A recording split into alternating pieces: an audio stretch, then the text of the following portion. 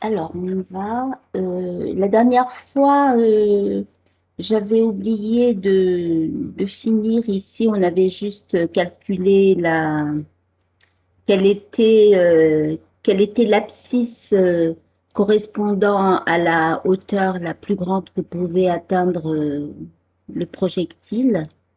D'accord? Donc, on avait cherché ici, on avait trouvé que c'était X max sur 2. Et j'avais oublié de vous mettre l'expression de Y max. Alors on va peut-être arrêter la vidéo. J'ai remplacé, euh, j'ai remplacé X par X max sur 2, c'est-à-dire l'expression qu'on a trouvée ici dans l'équation de la trajectoire.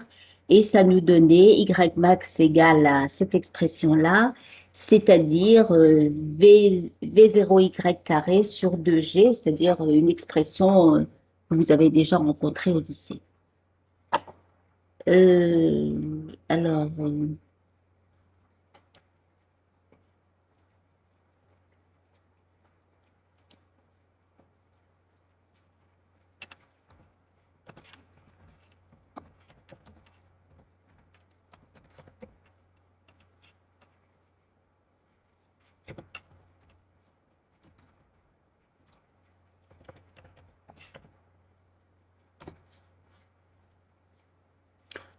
voilà.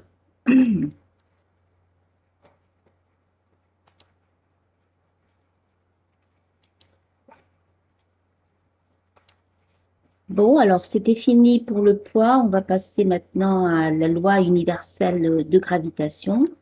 Alors, on va d'abord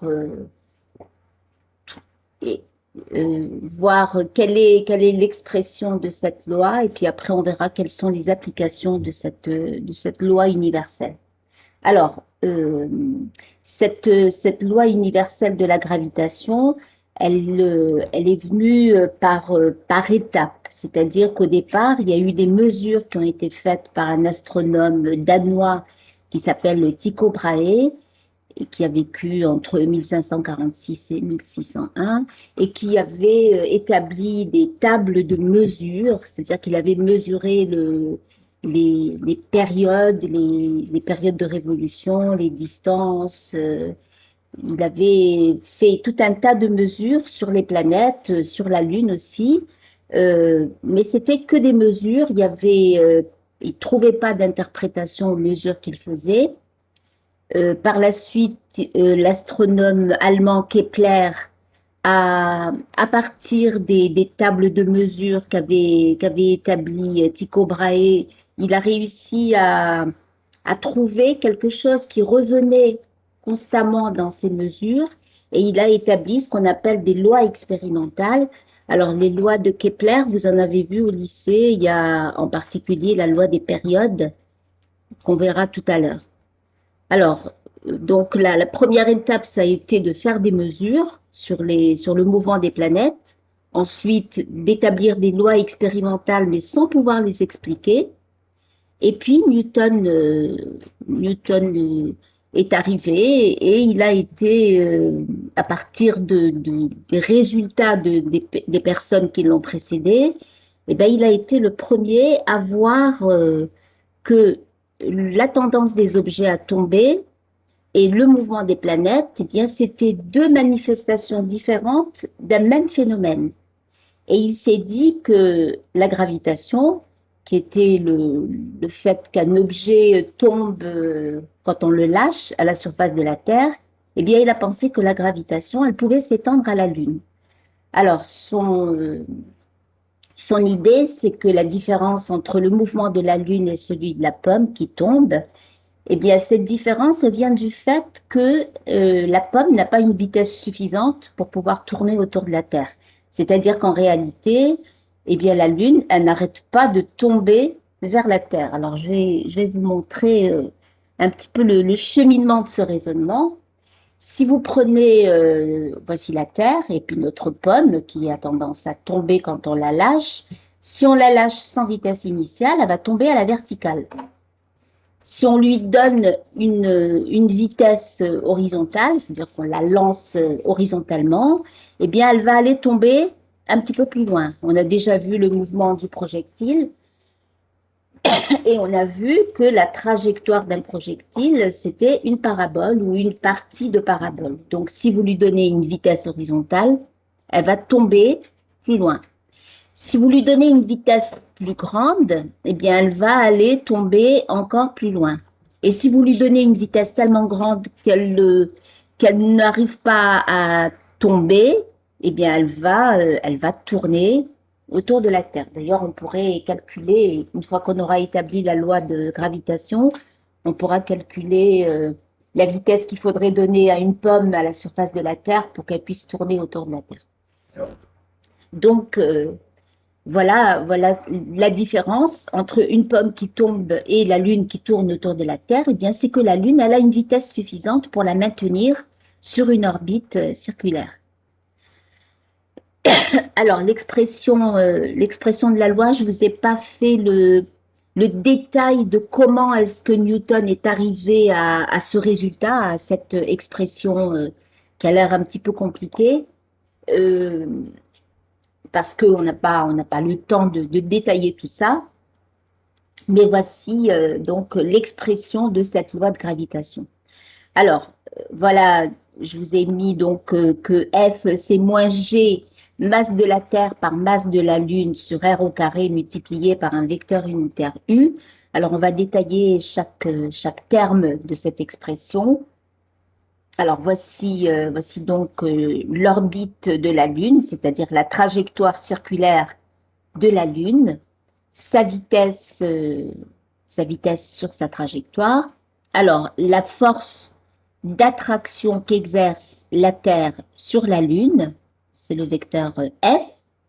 Alors, vous voyez bien que j'ai mis un vecteur U ici, un vecteur unitaire.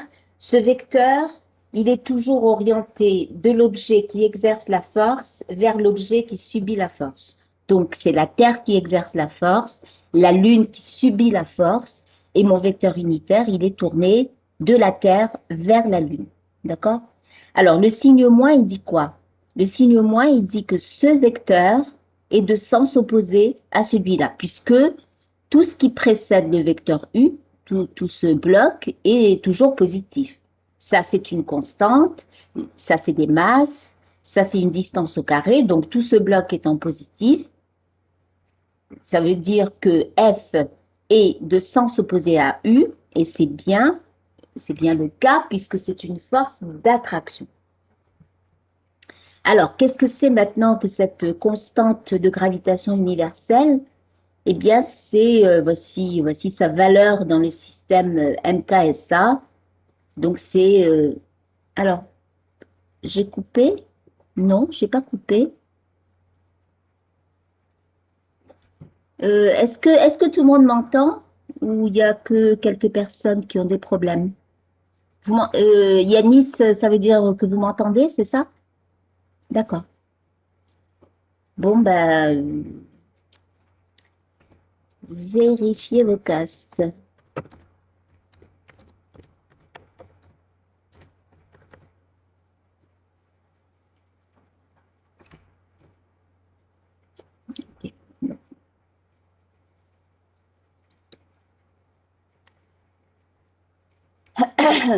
C'est peut-être que la connexion n'est pas très bonne ce matin. Voilà, donc la constante de gravitation universelle, c'est 0,667, 10 à la puissance moins 10, mètre cube, kilogramme moins 1, seconde moins 2. Alors, la généralisation, pourquoi est-ce qu'on dit que c'est une loi universelle de gravitation? C'est parce qu'elle peut s'appliquer à un système de deux corps de masse M1 et M2, quel qu'il soit. Ce n'est pas forcément une, une expression qui ne s'applique qu'à la Terre et la Lune, elle peut s'appliquer à n'importe quel système composé de deux objets de masse M1 et M2. Donc, je vous ai mis ici deux objets de masse M1 et M2. L'objet de masse M1 va attirer l'objet de masse M2 avec une force F qui va s'écrire sous la forme F égale moins G, M1, M2 sur R carré. Alors, c'est ce qu'on appelle la loi universelle de gravitation. parce qu'elle s'applique, elle est universelle, elle s'applique à n'importe quel système de deux corps qui ont chacun une masse. Alors, les deux corps ont l'un une masse M1 et l'autre une masse M2. Voilà pour la loi universelle de gravitation. Alors maintenant, évidemment, cette loi, elle est valable pour n'importe quel duo de masse, eh bien, elle va pouvoir s'appliquer à la Terre et à n'importe quel objet se trouvant à une certaine distance du centre de la Terre.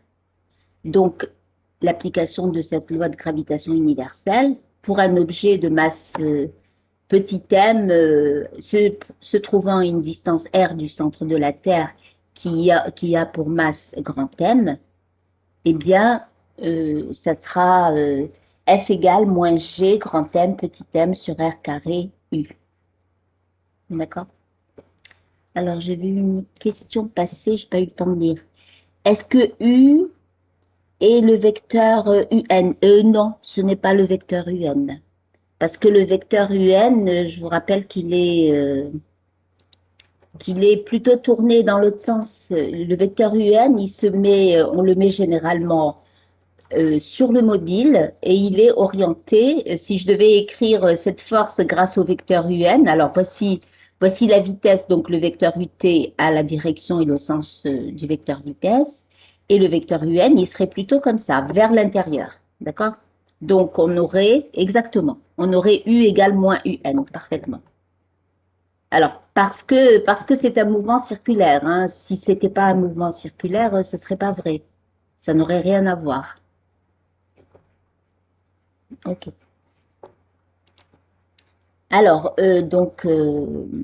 on va voir maintenant un cas particulier de la force qu'exerce la Terre sur un objet de masse petit m se trouvant à la distance petit r. On va prendre un objet qui est à la surface de la Terre. C'est-à-dire que le petit r, ça va être le rayon de la Terre, d'accord? Alors, sachant que la masse de la Terre, c'est à peu près 6 10 puissance 24 kg, eh bien, on va calculer la valeur de la force qui va s'appliquer sur, ou du moins l'accélération que va avoir un objet à la surface de la Terre. Alors, j'écris donc F égale, je remplace petit r, je suis à la surface de la Terre, donc je remplace petit r par RT, d'accord? Donc, j'ai moins G grand M petit m sur RT au carré U. Alors, je sors le M et je vais avoir tout ce bloc-là, avec le signe moins évidemment, ça va représenter l'accélération de mon objet, puisque si j'applique la relation fondamentale des dynamiques, F égale ma, bah, tout ce qu'il y a, tout ce qui n'est pas m, tout le reste est forcément l'accélération. Donc j'ai dans cette expression-là, alors le signe moins avec tout ce bloc, donc moins g grand M sur RT carré U, ça c'est l'accélération, le vecteur accélération de ma masse qui est à la surface de la Terre. Alors, il se trouve que quand vous faites le calcul de cette expression G grand M sur RT au carré,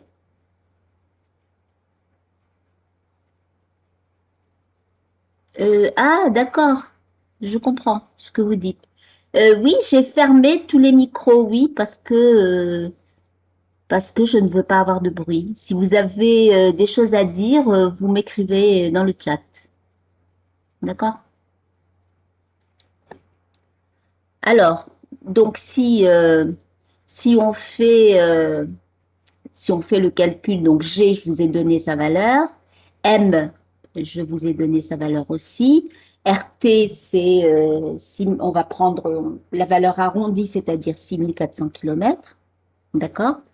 Eh bien, on se rend compte que ce terme-là, eh bien, il est égal à G0, la valeur de l'accélération de la pesanteur à la surface de la Terre, c'est-à-dire la valeur 9,80 mètres par seconde au carré.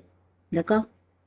Donc, ça veut dire quoi? Eh bien, ça veut dire que cette force d'attraction gravitationnelle, eh bien, quand on est à la surface de la Terre, eh bien, c'est le poids. D'accord? C'est P égale mg. Ça veut dire que le poids et la force d'attraction gravitationnelle ne sont qu'une seule et même force. C'est-à-dire que le poids, c'est une valeur particulière de la force d'attraction qu'exerce la Terre sur un objet. Si cet objet se trouve à la surface de la Terre, eh bien la valeur de cette force d'attraction gravitationnelle, eh bien on se rend compte que c'est le poids. Voilà. Alors, on va voir maintenant les applications de cette loi d'attraction gravitationnelle. Alors, première application, c'est l'explication des phénomènes observés. Alors, je vous parlais tout à l'heure de Kepler et de ses lois expérimentales. Eh bien, on va voir l'explication de la loi des périodes, qui est la troisième loi de Kepler. Alors, ça aussi, c'est quelque chose que vous avez vu au lycée. Elle dit quoi, la troisième loi de Kepler? Eh bien, elle dit que si vous avez deux planètes qui tournent autour du Soleil, donc j'ai la planète P1 qui tourne sur une orbite de rayon R1, la planète P2 qui tourne sur une orbite de rayon R2. Alors évidemment, on va supposer que les orbites sont circulaires, d'accord? Ce n'est pas toujours le cas, mais quand on fait des calculs, eh bien, on se rend compte que tout se passe comme si les orbites étaient circulaires. T au carré, c'est quoi ça? Oui, oui, c'est ça. T au carré est proportionnel à R au cube, c'est ça? Oui. Alors, donc je considère deux planètes différentes, chacune sur son orbite. Donc, ce que je vais regarder, c'est les rayons des orbites et les périodes. Alors, qu'est-ce que c'est qu'une période? C'est le temps que met, alors, la période T1 pour la planète numéro 1, c'est le temps qu'elle met pour faire un tour complet sur sur son orbite, d'accord? Et la planète et le temps T2, la période T2, c'est le temps que met la planète P2 pour faire un tour complet sur son orbite, d'accord? Voilà. Alors, donc, ce que Kepler a établi comme loi expérimentale, c'est que T1 au carré sur T2 au carré égale à R1 au cube sur R2 au cube. Voilà. Alors, cette loi a été vérifiée par tous les astronomes qu'il y a eu après Kepler, et cette loi est toujours vraie. Sauf que on ne connaissait pas l'explication. Qu'est-ce qui faisait qu'on avait toujours le rapport des périodes au carré égal au rapport des rayons d'orbite au cube. Voilà. C'était toujours vérifié, mais on ne savait pas pourquoi. Alors, on va voir maintenant l'explication grâce à la loi de gravitation universelle. Alors, pour chacune des planètes, eh bien, on écrit la relation fondamentale de la dynamique, c'est-à-dire qu'on écrit que la somme des forces est égale à ma. Quelles sont les forces qui s'appliquent sur chacune des planètes? Eh bien, c'est la force d'attraction exercée par le Soleil.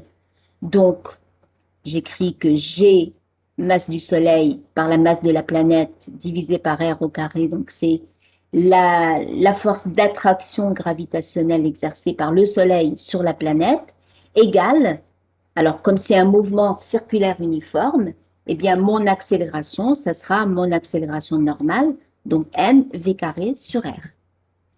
Ce qui me donne, alors après avoir simplifié, j'ai le m qu'on retrouve des deux côtés, r qu'on retrouve des deux côtés, donc j'ai v au carré égale à gms sur r.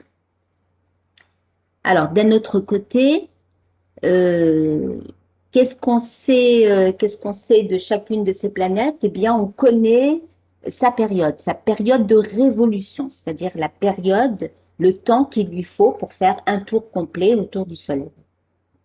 Alors, je sais je sais établir une relation entre la vitesse de la, planète et sa période. Alors, puisque c'est un mouvement circulaire uniforme, eh bien la vitesse, c'est la variation d'abscisse curviligne divisée par l'intervalle de temps, d'accord, sur n'importe quel intervalle de temps. Donc j'ai le droit de prendre que cet intervalle de temps, c'est un tour complet. Donc je vais regarder de combien, quel est delta S pour faire un tour complet. Eh bien c'est le périmètre du cercle de rayon petit r, donc c'est 2 pi r divisé par le delta, mon intervalle de temps qui est la période. Alors, je remplace donc V par, 2 pi r sur T, d'accord? Et je vais écrire que 4 pi 2 r carré sur T carré égale à GMS sur R. Voilà ce qu'on retrouve ici.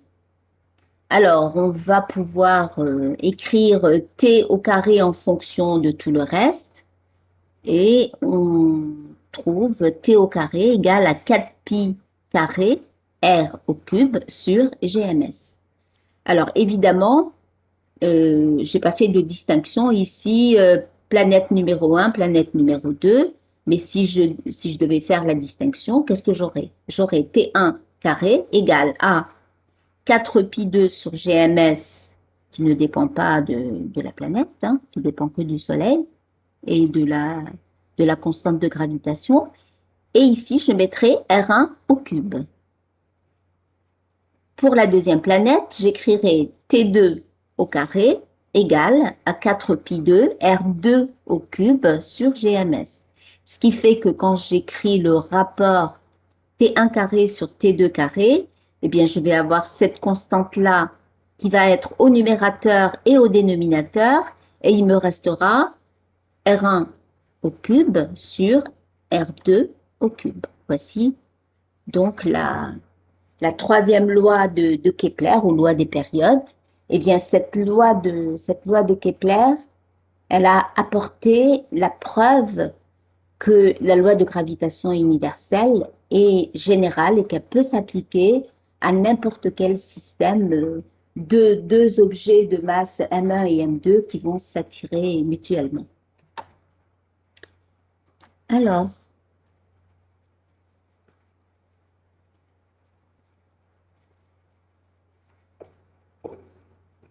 oui, eh ben, c'est très bien.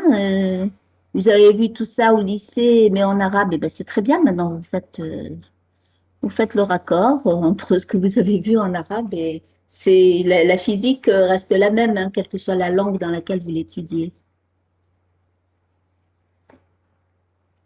Alors, est-ce que les lois de Newton, il faut les apprendre? Eh ben, écoutez, il n'y a pas grand-chose à apprendre, hein.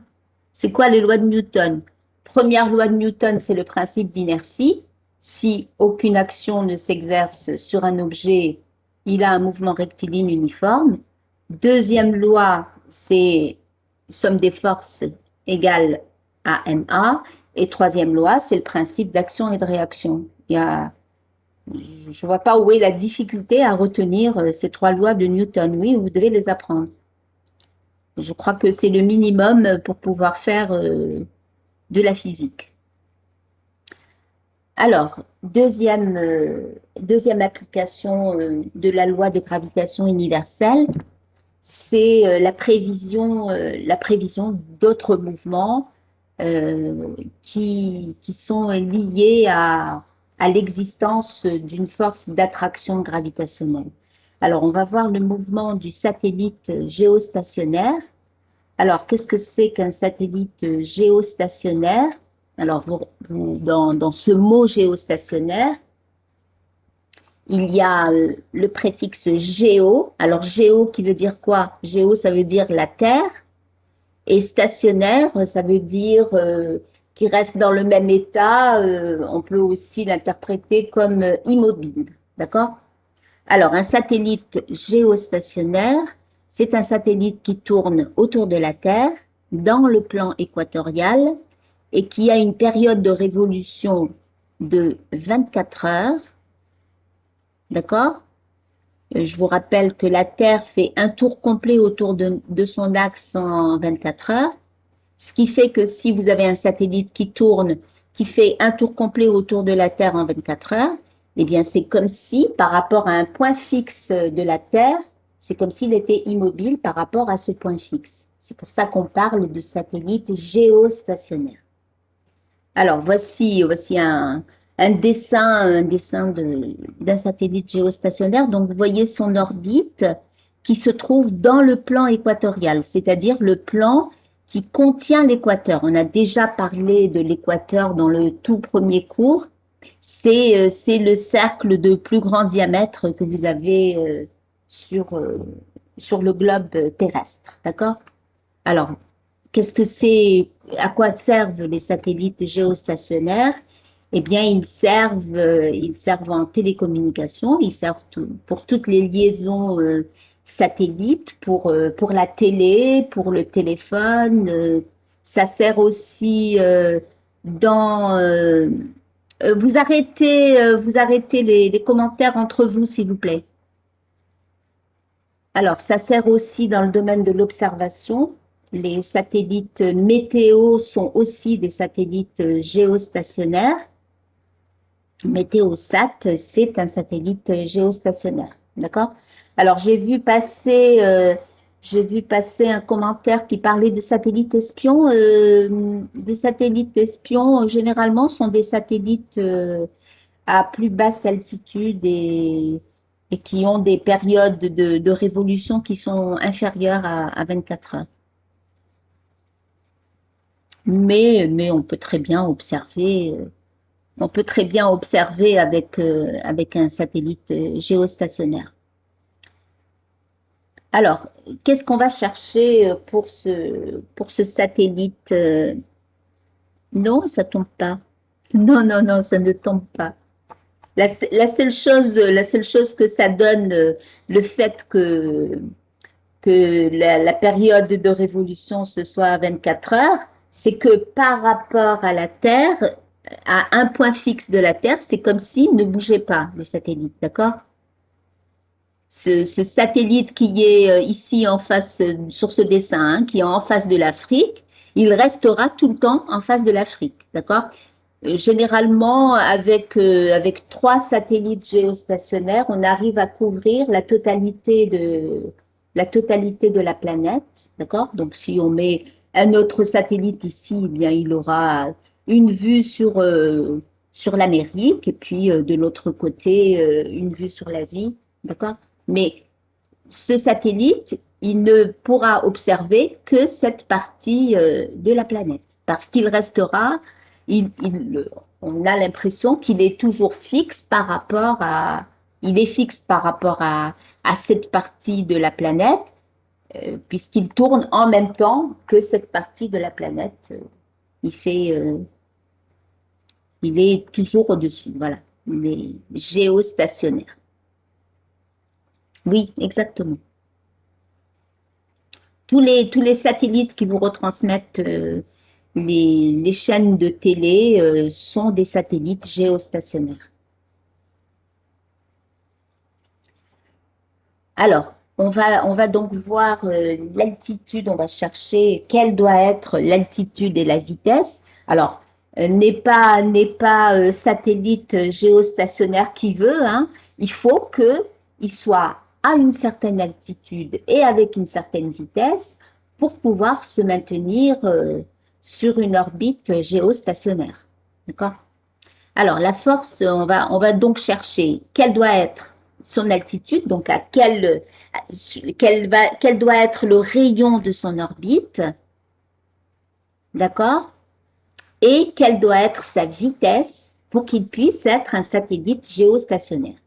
Alors, on va donc écrire que la force qui s'applique sur le satellite, eh bien, c'est la force d'attraction qu'exerce la Terre sur le satellite. Donc ici, grand M représente la masse de la Terre, petit m représente la masse du satellite, petit r le rayon de l'orbite du satellite.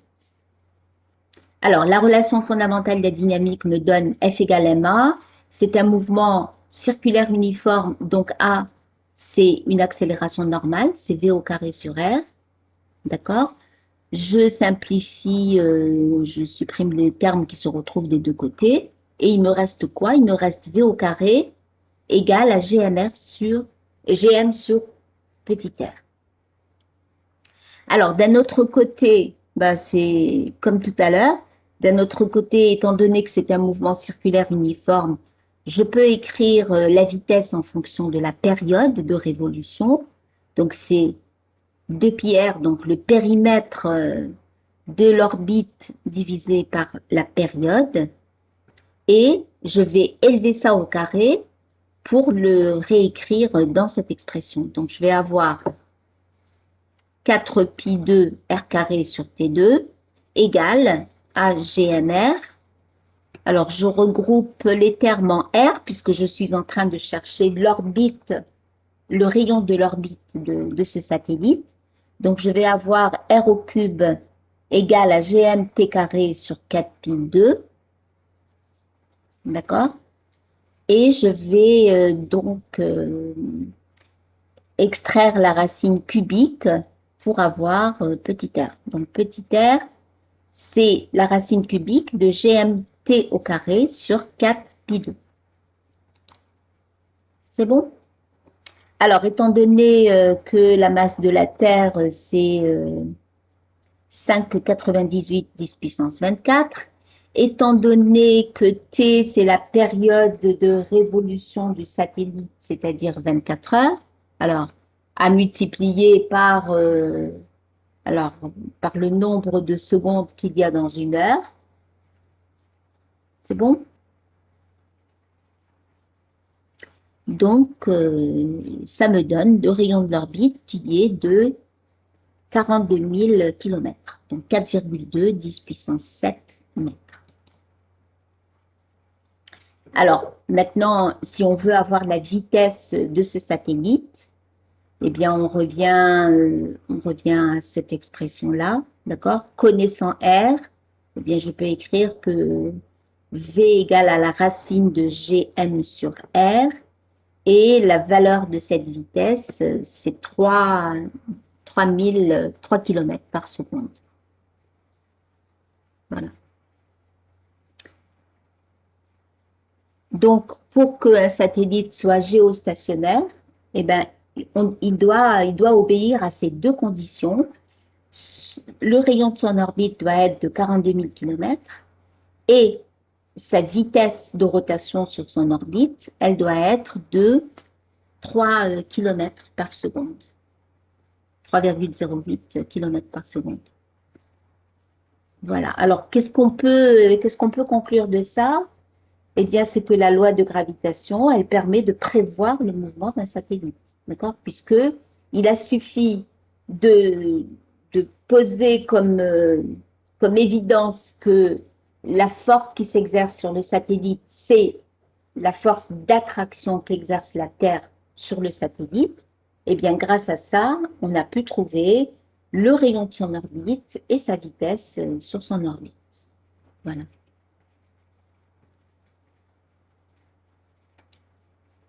Qu'est-ce que vous avez, Céline? Vous êtes en mode apprentissage par cœur. Pourquoi voulez-vous apprendre ces valeurs par cœur? C'est une application de la loi de gravitation universelle.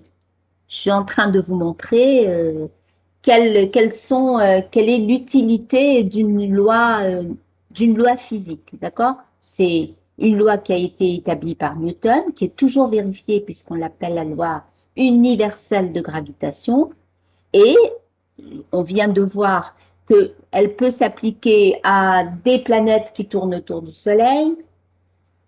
Ça nous a permis de vérifier la troisième loi de Kepler.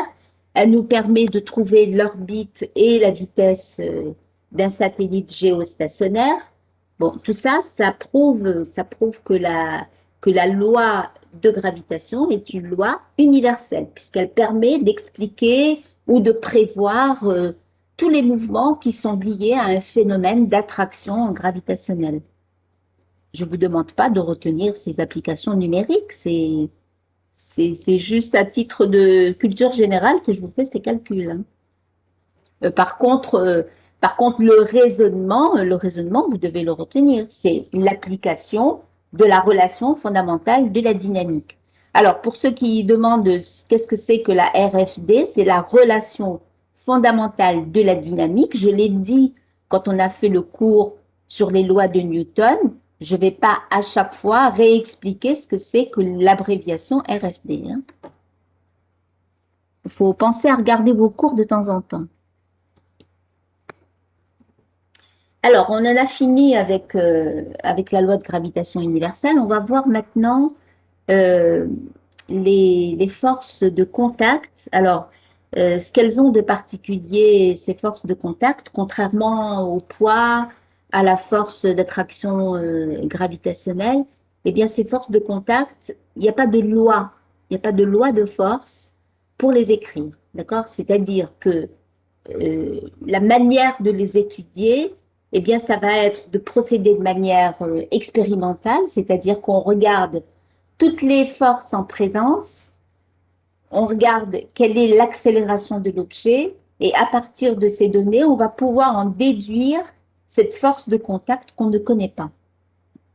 Alors, déjà, qu'est-ce que c'est qu'une force de contact? Eh bien, c'est la force qui est responsable du frottement entre deux surfaces. Alors, on dit que c'est une force de liaison, d'accord? Parce que elle apparaît, cette force de contact, quand les objets sont liés. Si les objets sont distants l'un de l'autre, il n'y a pas de force de contact. Il n'y a que quand les objets sont en contact, sont liés, que vous allez voir apparaître des forces de contact. Alors, ce sont des forces qui sont pour lesquelles on n'a pas encore trouvé de loi de force, c'est-à-dire dire comme on l'a fait pour le poids, on sait que le poids s'exerce sur un objet, donc le poids c'est P égale mg. On sait que la Terre attire la Lune avec une force G grand M petit m sur R carré. Tout ça, c'est des lois de force, d'accord? On a des formules pour avoir les expressions de ces forces. Eh bien, les forces de contact, elles sont le résultat de d'un très très grand nombre de petites forces moléculaires. Alors ces forces, ces interactions qui sont très très compliquées, ce sont des interactions entre tous les électrons et noyaux d'une molécule et tous les électrons et noyaux d'une autre molécule. Alors, comment ça se manifeste à l'échelle microscopique? Eh bien, à l'échelle microscopique, peut-être que vous avez vu ça en chimie, quand vous rapprochez des molécules, que vous les rapprochez très très fort, eh bien, elles vont avoir tendance à se repousser. Plus vous allez les rapprocher, et plus la force de répulsion va être grande. Eh bien, si vous voulez, à l'échelle macroscopique, c'est-à-dire ce qu'on peut voir à l'échelle humaine et non pas à l'échelle du microscope, eh bien, c'est que ces forces vont correspondre à une répulsion entre surfaces. Alors, qu'est-ce qui fait, comment est-ce que ça se manifeste? Eh bien, par exemple, la force de contact qu'exerce le sol sur nos pieds, eh bien, c'est cette force qui va nous empêcher de traverser le sol, d'accord?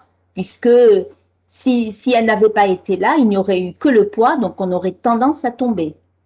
Et ce qui nous retient sur le sol, c'est qu'il y a une force qui va s'opposer, qui va s'exercer vers le haut et qui va s'opposer au poids. Alors, j'ai dit qu'il n'y avait aucune loi qui permettait d'étudier les forces de contact et qu'on va les étudier de manière empirique, c'est-à-dire expérimentale.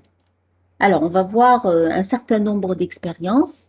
Alors, première expérience, on va regarder une boîte en équilibre sur un plan horizontal. D'accord? Alors, qu'est-ce qu'on écrit qu'est-ce que la relation fondamentale de la dynamique me permet d'écrire? Eh bien, à partir du moment où la boîte est en équilibre, eh bien, ça veut dire qu'elle n'a pas d'accélération. Donc, la relation fondamentale des dynamiques va me dire que la somme des forces appliquées à la boîte va être égale à 0. Alors, qu'est-ce qui est monde extérieur pour la boîte? Alors, le monde extérieur, c'est la Terre qui la tire vers le bas et le plan qui la pousse vers le haut. Et c'est pour ça, j'ai une obligation d'avoir ces deux forces qui sont opposées parce que je sais que cette boîte est en équilibre. C'est-à-dire qu'il n'y a pas une force supplémentaire qui va lui permettre d'avoir un mouvement dans une direction ou une autre.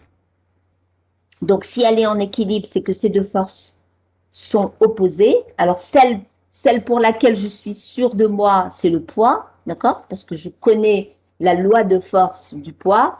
Je sais que c'est une force verticale qui tire les objets vers le bas et qui a pour module mg.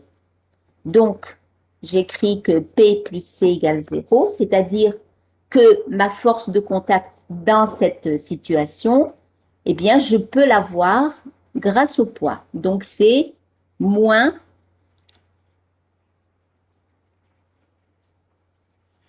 c'est bientôt fini les commentaires là.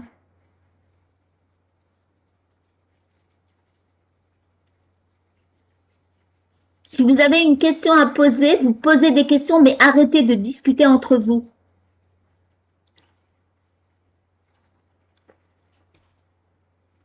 Alors, donc la force de contact, on la trouve, j'ai dit, à partir des autres forces en présence. Et dans ce cas, la force de contact, c'est moins le poids.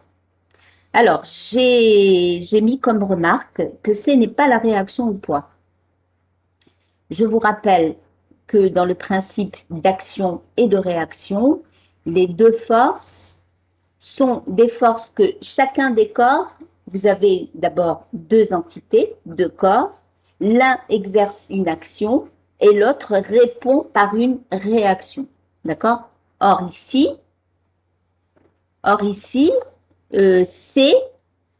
alors vous avez la boîte, d'accord, qui est soumise à quoi? Qui est soumise à l'action de la Terre qui la tire vers le bas, d'accord?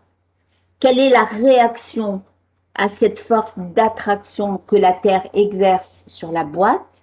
Eh bien, la réaction, ça va être une force d'attraction que la boîte va exercer sur la Terre, d'accord? C'est ça la réaction au poids. Maintenant, c'est l'action du plan sur la boîte. Donc, la réaction à C, ça va être l'action de la boîte sur le plan. C'est-à-dire que dans le principe d'action et de réaction, il doit y avoir deux objets en interaction. L'un agit et l'autre réagit. Et les deux forces sont de même nature. D'accord? Ici, le poids et la force de contact ne sont pas des forces de même nature. Ce ne sont pas des forces qui s'exercent entre, ce n'est pas une interaction entre deux objets, puisque vous avez trois entités ici, vous n'avez pas deux objets, vous avez trois objets.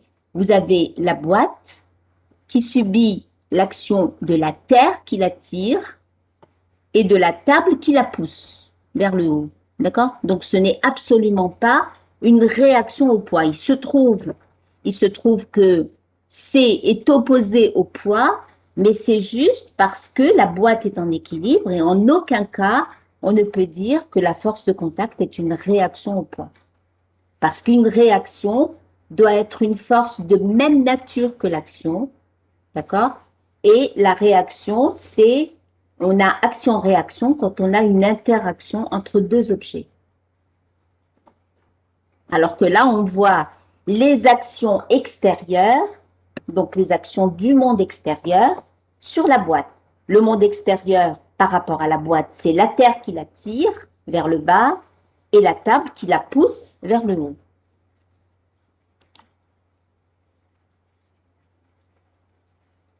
Alors, Yamina, vous m'avez posé la question, est-ce que vous n'avez toujours pas compris la différence?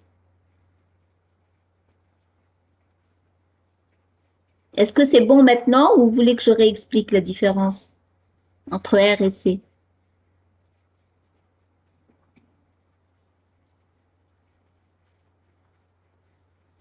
Ok.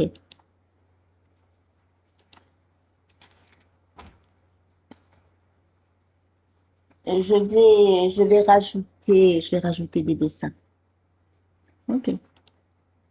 D'accord.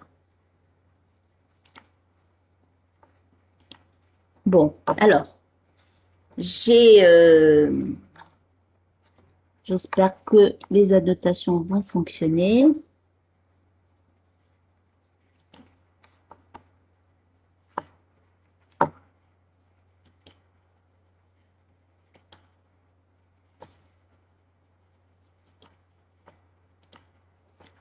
Voilà. Alors, on va s'occuper de la réaction au poids. Oui, c'est une réaction de surface. Une chose à la fois, je suis en train de répondre à une question. Attendez que j'ai fini, hein. Bon, voilà la Terre.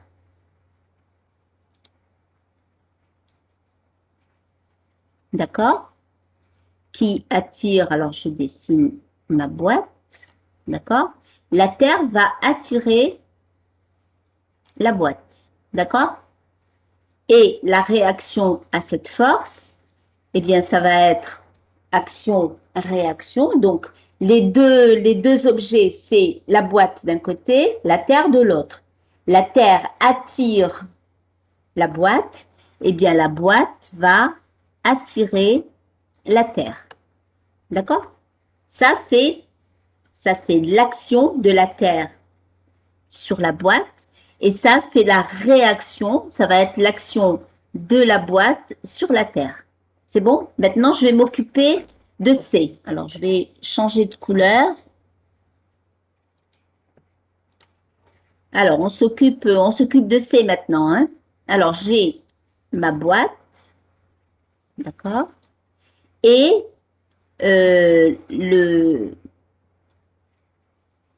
le plan. C'est bon? Alors, le plan va exercer une poussée, excusez-moi. Alors, une poussée, voici ma force de contact exercée par le plan sur la boîte, d'accord? Eh bien, la réaction à cette force, ça va être, alors, je vous rappelle que dans le principe d'action et de réaction, il y a deux entités. Il y a la boîte d'un côté, je vais la décaler légèrement, voilà. La boîte d'un côté, le plan de l'autre. Donc, il y a le plan qui exerce une force, une poussée vers le haut. Eh bien, la boîte, elle va réagir. Je vais changer de couleur. Je vais mettre ça. Eh bien, la boîte, elle va réagir en exerçant sur le plan une force. Alors, je vais l'appeler C'. D'accord? Cette force, c'est C. D'accord? Je vais revenir aux réactions au poids, hein. Donc ici, j'ai le poids. Et ici, ben, je vais appeler ça P'. D'accord? Donc voilà. Là, j'ai action et réaction. J'ai le poids de la boîte qui est la force d'attraction exercée par la Terre sur la boîte et P' qui est la réaction à ce poids. Je vous rappelle que dans le principe d'action et de réaction, il doit y avoir deux objets, l'un agit, l'autre réagit, d'accord? Et ce sont des forces de même nature. C'est une force d'attraction gravitationnelle et c'est une force d'attraction gravitationnelle. Donc, P égale moins P', c'est le principe d'action et de réaction. Troisième loi de Newton. Maintenant ici, eh bien, ce sont les deux objets dans le principe d'action et de réaction. Je répète encore une fois, il doit y avoir deux objets. Donc, les deux objets sont la boîte et la table, d'accord? La table pousse la boîte vers le haut avec une force C, eh bien, la boîte va pousser la table vers le bas avec une force C', principe d'action et de réaction. Donc, vous voyez bien que cette force de contact C, c'est la réaction à une autre force de contact qui est C'. C'est parce que la boîte a appuyé sur la table que la table va la repousser vers le haut. D'accord? Et pareil pour les forces d'attraction gravitationnelle, c'est parce que la Terre attire la boîte vers elle que la boîte va attirer la Terre vers elle. Évidemment, l'effet de cette force par rapport à toute une planète, ben, il n'est pas visible.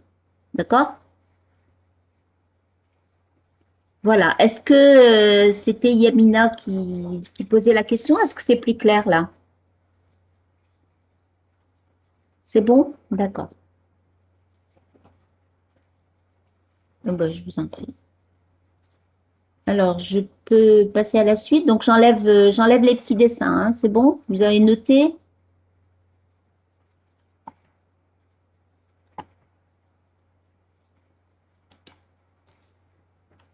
Voilà. Donc, C n'est pas la réaction au poids. Alors, Aya, pourquoi qu'est-ce que vous voulez que je vous dise? La boîte est en équilibre. Un équilibre, c'est quand il n'y a aucune action extérieure qui s'applique à un objet. Et quand il est en équilibre, la somme de toutes les forces appliquées à cet objet est égale à 0. Alors, on va voir maintenant un objet qui n'est pas en équilibre et qui est accéléré. Alors, c'est quoi? Eh bien, c'est le départ d'une course. D'accord? C'est quelqu'un, un coureur, qui va démarrer une course. Il est à l'arrêt et il va commencer à courir. D'accord? Alors, qu'est-ce qui va se passer? Eh bien, il va avoir une accélération vers l'avant, puisque qu'est-ce qui nous fait dire qu'il a une accélération vers l'avant? C'est qu'il va partir d'une vitesse nulle et il va acquérir de la vitesse. Donc forcément, quand vous avez la vitesse d'un objet qui varie, vous avez une accélération. Comme sa vitesse va augmenter, eh bien son accélération, elle va être dans le sens de sa vitesse, elle va être vers l'avant, d'accord? Il est en train de courir dans ce sens-là. Alors, qu'est-ce qu'on écrit? Eh bien, on écrit la relation fondamentale de la dynamique, c'est-à-dire que la somme des forces égale ma et la seule orientation possible pour que je puisse avoir une accélération, c'est que la force de contact elle soit penchée vers l'avant. D'accord? J'écris P plus C égale MA. Si C était à la verticale, eh bien, je serais dans la même situation qu'ici. Je n'aurais pas d'accélération. D'accord? Donc, pour avoir une accélération, il faut que la force de contact soit penchée vers l'avant. Donc, j'ai P plus C égale MA. Qu'est-ce que je sais dans ce mouvement? Je connais le poids du coureur, je peux connaître son accélération, je peux la mesurer, donc je peux en déduire la force de contact qui sera MA moins P. C'est bon? Alors encore une fois, vous voyez bien que je n'ai pas de formule pour écrire la force de contact. La force de contact, je la trouve à partir des autres forces et de l'accélération et donc de la résultante des forces. Alors, quelle est l'origine de C? Qu'est-ce qui fait que la force de contact, dans ce cas-là, elle est penchée vers l'avant? Eh bien, essayez de visualiser ce que vous faites quand vous êtes debout et que vous voulez commencer à courir. Vous faites quoi? Qu'est-ce que vous faites avec vos pieds? Eh bien, vous exercez une poussée vers le bas, vous appuyez sur le sol et vous exercez la poussée vers l'arrière. D'accord? Alors, donc vous exercez une poussée C' sur le sol vers l'arrière. Ce qui va se passer, c'est que le sol, il va y avoir une réaction du sol sur vos pieds. Eh bien, il va exercer une force opposée à C', d'accord? Donc, si vos pieds exercent une poussée C', eh bien, le sol va exercer une poussée C opposée à C', d'accord? Donc, vous voyez bien que c'est la même direction, des sens opposés et même module. Et cette poussée C, c'est ça qui va vous projeter vers l'avant. D'accord? Voilà donc l'origine de cette force de contact qui va vous permettre d'avoir une accélération vers l'avant. Alors, évidemment, l'orientation et le module, c'est-à-dire la, la, la, l'intensité de votre poussée, la manière dont vous allez pousser sur le sol. Si vous poussez à l'horizontale et plus ou moins fort, il ne va rien se passer, d'accord? Puisque vous serez dans la situation où le poids va être dans le prolongement de la force de contact, c'est-à-dire que vous allez écrire P plus C égale MA égale 0. Donc, il n'y a pas d'accélération, vous ne bougerez pas.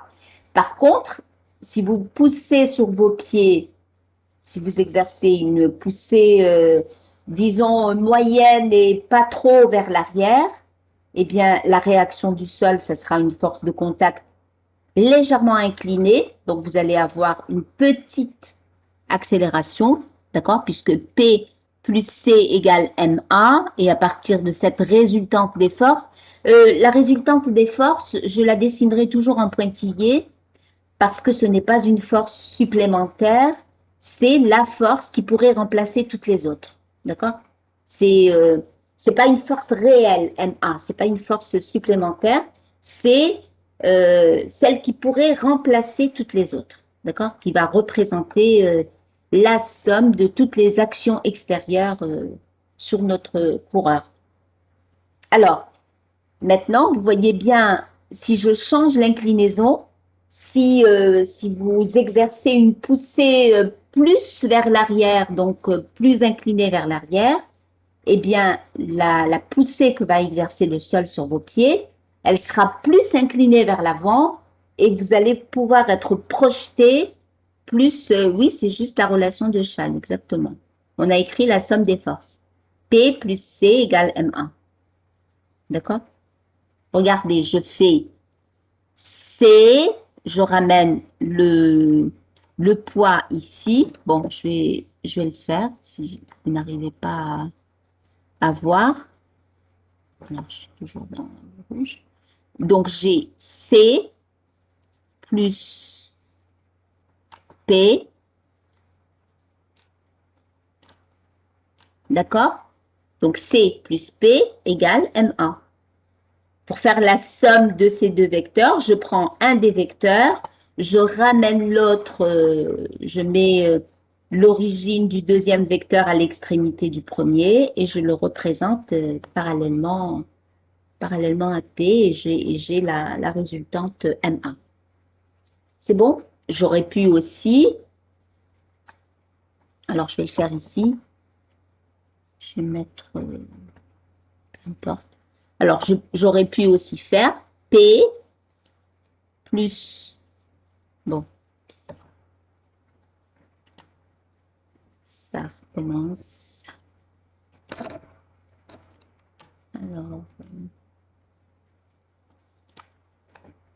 Alors j'aurais pu aussi faire P plus C. Alors, à partir de l'extrémité de P, je vais mettre l'origine de C, c'est-à-dire que je vais représenter C ici.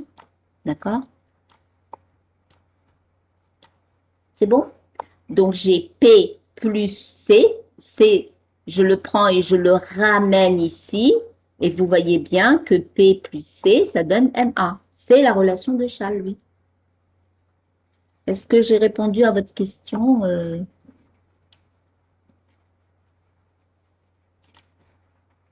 Qui est-ce qui avait posé la question? Et Yanis. Oui, d'accord. Ok.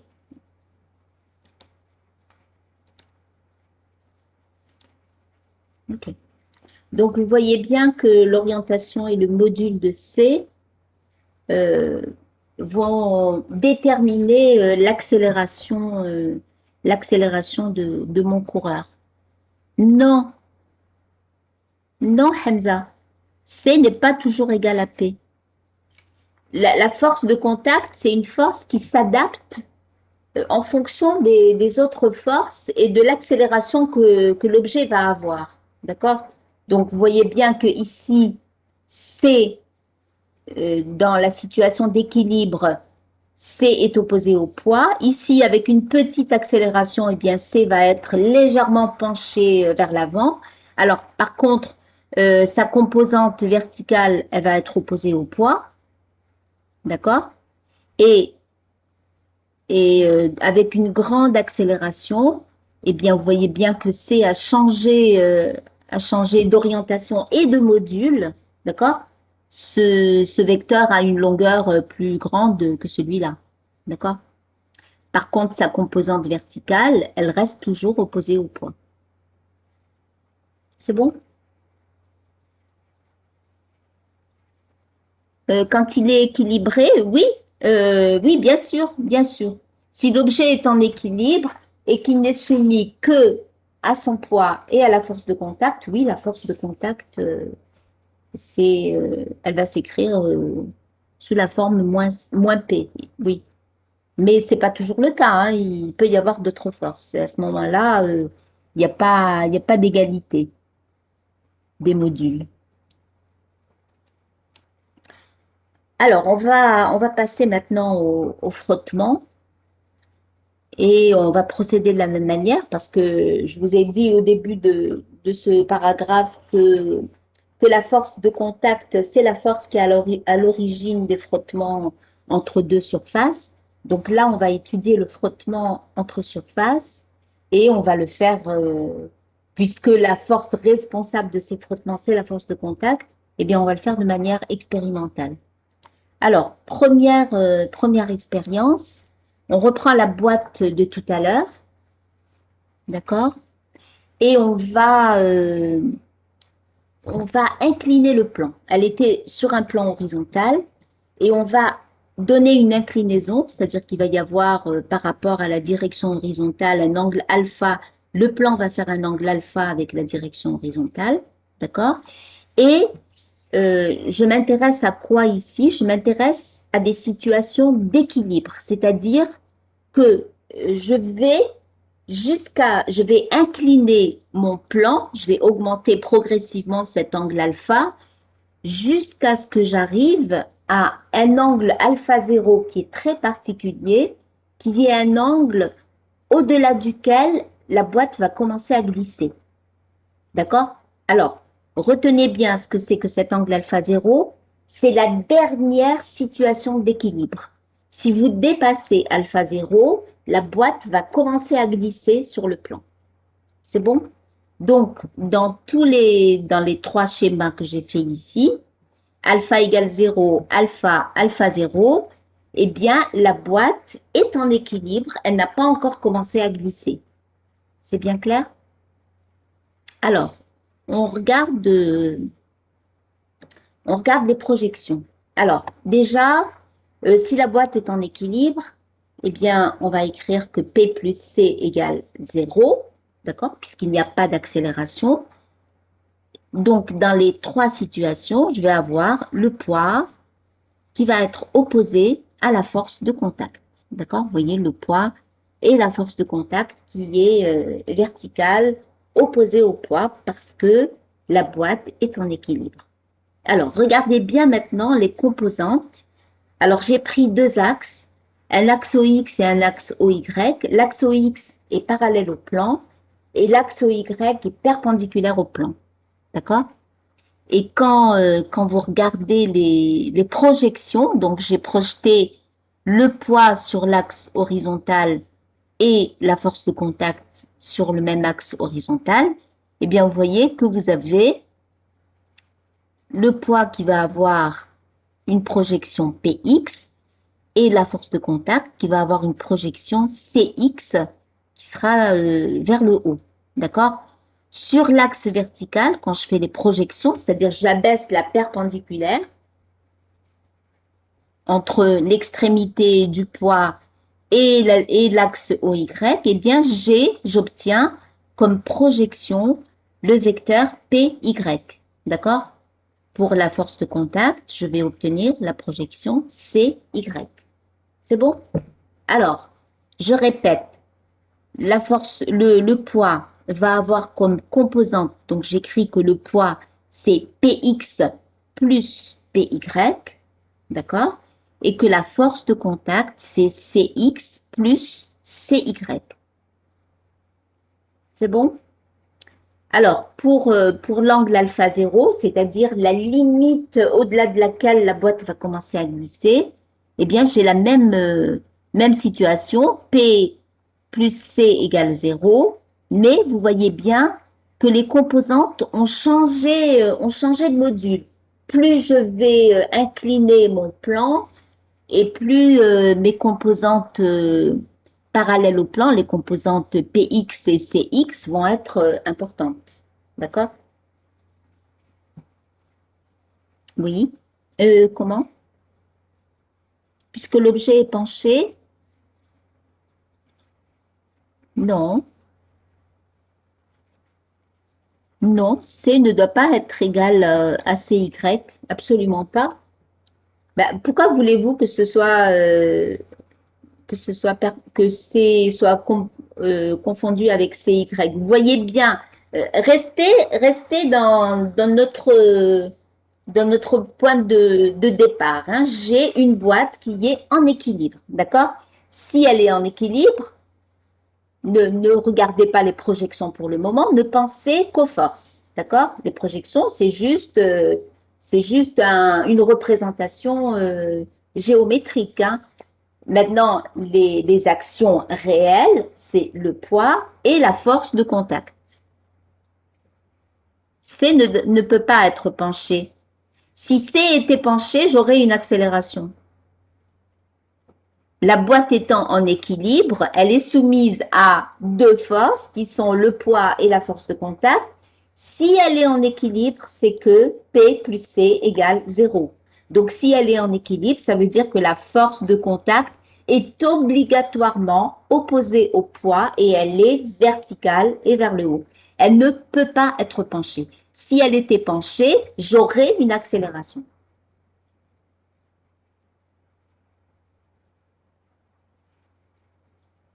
Oui, mais on parle pas de la même chose. Suivez, suivez et on fera le raccord avec ce que vous avez l'habitude de voir au lycée. Suivez le raisonnement. Vous êtes bien d'accord que si un objet est en équilibre, c'est qu'il est soumis à une résultante des forces qui est égale à 0 et les deux seules forces en présence ici, c'est le poids et la force de contact. Donc, s'il est en équilibre, c'est que le poids et la force de contact sont alignés. Si le poids est vertical, c'est que la force de contact est verticale. Alors, dans les trois situations, la boîte est en équilibre, donc P plus C égale 0. Alors, ce qui change, ce sont les composantes du poids et de la force de contact. Dans le premier cas, eh bien, je n'ai pas de composante Cx, d'accord? Puisque alpha égale 0. Ma composante PY, pardon, c'est un C ici, hein, je me suis trompée. CY, c'est P. Il faudra que je corrige ça. Une seconde, je vais noter ça.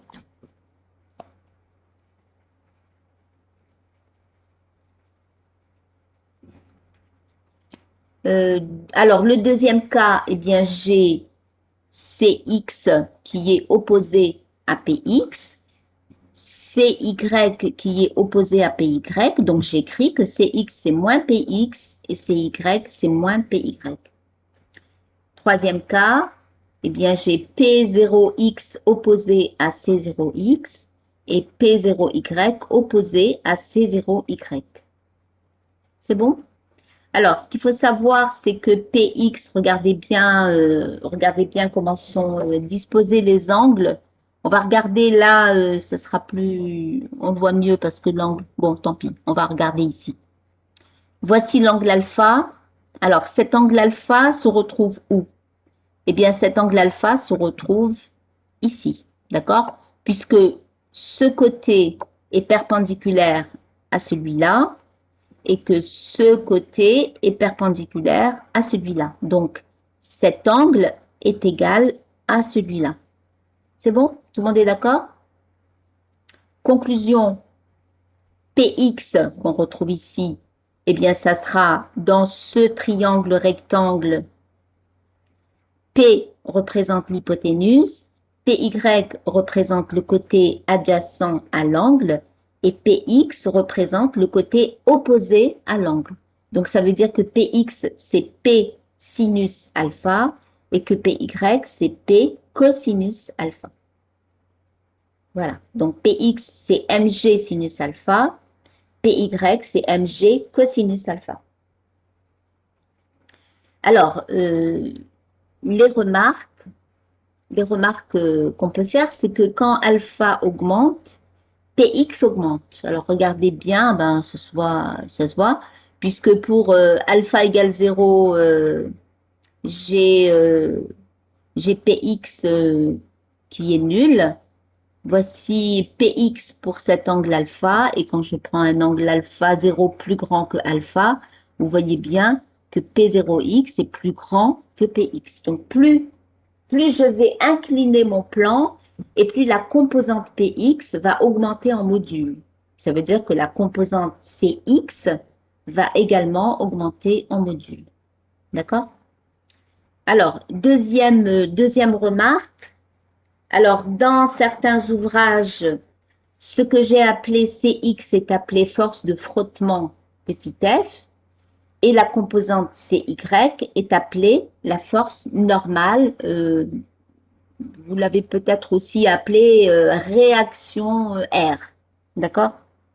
Alors terme que je n'utiliserai jamais parce que ce n'est pas la réaction à l'une des forces qui s'applique à notre objet. Donc, je préfère parler de composante normale plutôt que réaction. D'accord? Donc, cette force normale que vous avez vue au lycée, alors que vous avez, depuis tout à l'heure, tous ceux qui me disent que C aurait dû être perpendiculaire, c'est parce que vous confondez C et l'action normale du plan sur l'objet.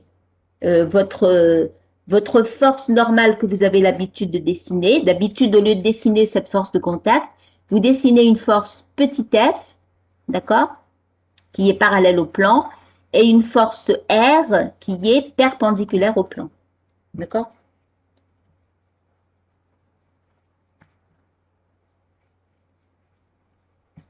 Voilà.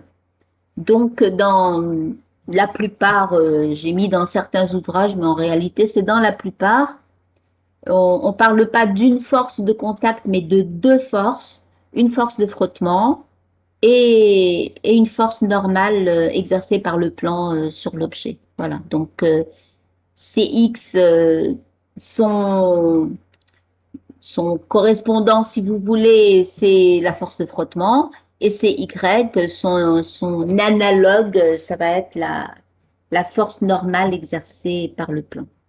C'est bon? Est-ce que vous voyez plus clair tous ceux qui me disaient que C devrait être penché?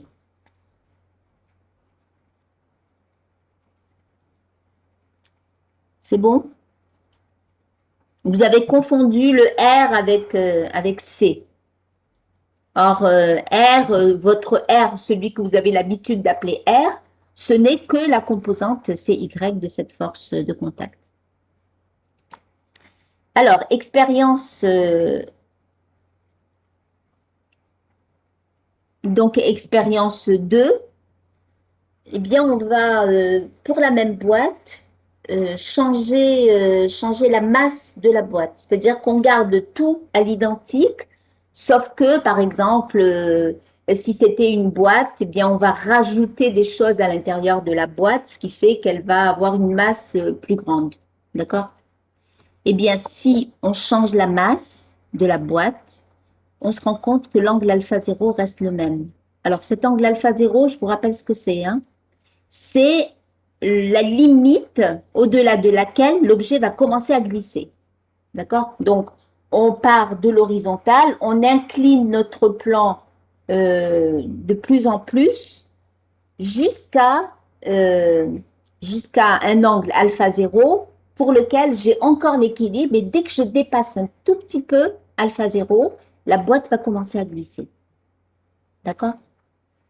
Alors, eh bien, on se rend compte que cet angle alpha 0, il n'est pas sensible au changement de masse. Si vous changez la masse de la boîte, eh bien, l'angle alpha 0 à partir duquel elle va commencer à glisser reste exactement le même que dans la première situation. Ça veut dire que alpha 0 est indépendant de la masse de la boîte.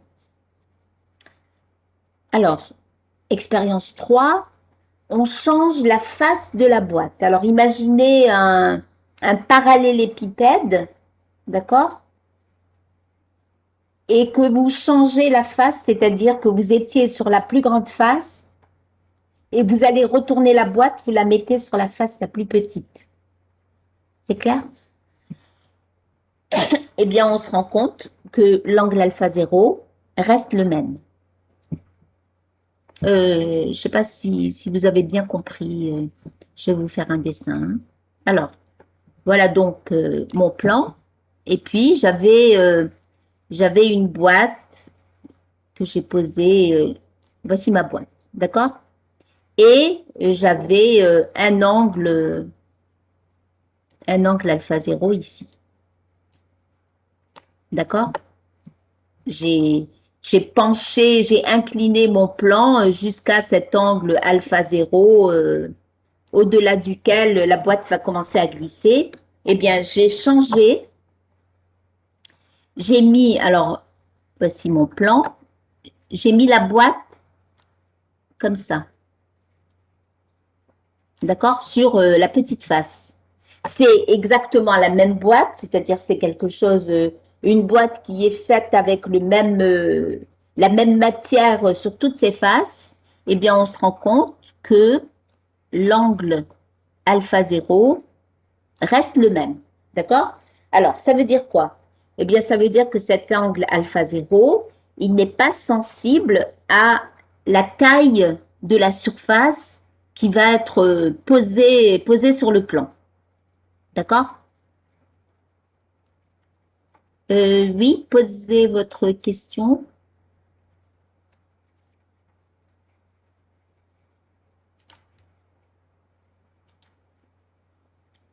Il n'y avait pas de question. D'accord. Bon, alors, donc si on change la face de la boîte qui est en contact avec le plan, eh bien l'angle alpha 0 reste le même. Ça veut dire que alpha 0 est indépendant alors de la superficie de la face en contact avec le plan ou de la taille de la face qui est en contact avec le plan. C'est bon? Alors, c'est quoi votre question? Attendez, on n'est pas dans la situation où on dépasse alpha 0. Restons dans notre... vous n'avez pas compris la deuxième expérience. J'ai changé la masse de la boîte. Bon, je vais faire un dessin. Alors, j'avais une première situation, d'accord? J'avais une boîte qui était, on va dire, remplie, je sais pas, c'est une boîte dans laquelle je vais mettre du sucre, d'accord? Et puis je la remplis à moitié. Ça va? J'ai une boîte de sucre remplie à moitié et j'incline mon plan jusqu'à ce que j'ai la dernière situation d'équilibre. Donc, voici mon angle alpha 0. D'accord? Eh bien, je refais l'expérience avec ma boîte de sucre que je vais remplir complètement. D'accord? Donc, ici, j'avais une masse M. Ici, je vais avoir une masse M'. D'accord? et je me rends compte, quand je fais mon expérience, que je n'ai rien changé à mon angle alpha 0. C'est-à-dire que ma boîte, elle va commencer à glisser pour un angle supérieur au même alpha 0. D'accord? Que j'ai une masse, alors je garde la même boîte évidemment, hein, pour pouvoir comparer, il faut garder la même boîte, la même matière, et ma boîte, je l'ai remplie à moitié, là je l'ai complètement remplie, donc j'ai M' égale à 2 fois M, et l'angle alpha 0 reste le même.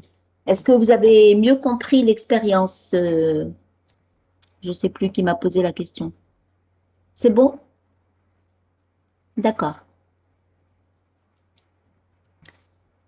Alors ici, on a changé la face et on se rend compte que ça ne dépend pas de la taille de la surface en contact avec le plan.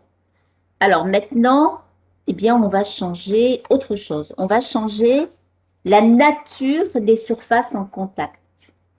Par exemple, j'avais une table en bois, d'accord, sur laquelle j'avais posé ma boîte.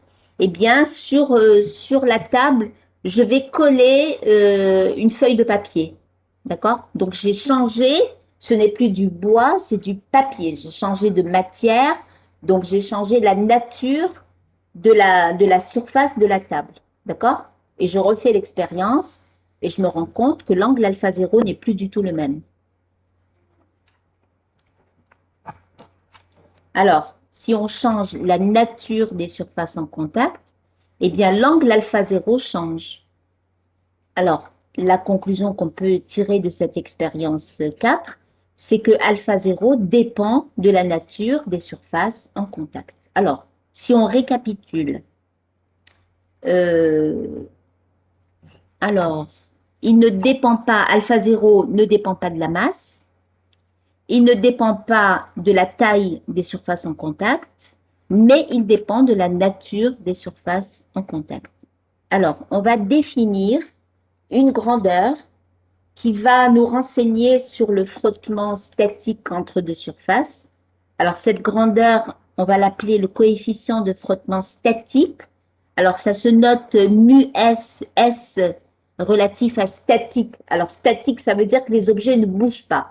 D'accord? Donc, je suis dans des situations d'équilibre. Alors, on va voir ce que c'est que cette définition. Eh bien, mu S, c'est le rapport de la composante C0x, le module de la composante C0x sur le module de la composante C0y à la rupture de l'équilibre. Alors, je vous rappelle que, alors, à la rupture de l'équilibre, rupture, ça veut dire que quelque chose s'est rompu, d'accord? Quand on a cassé l'équilibre et que l'objet a commencé à glisser, eh bien, on dit qu'on est à la rupture de l'équilibre, c'est-à-dire qu'on a cassé l'équilibre.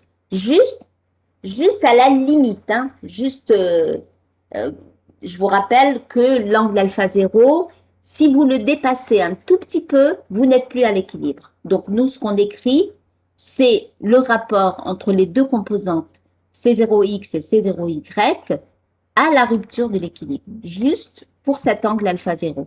Alors, je vous rappelle que l'angle alpha 0 se retrouve, on va y revenir, hein. Bon.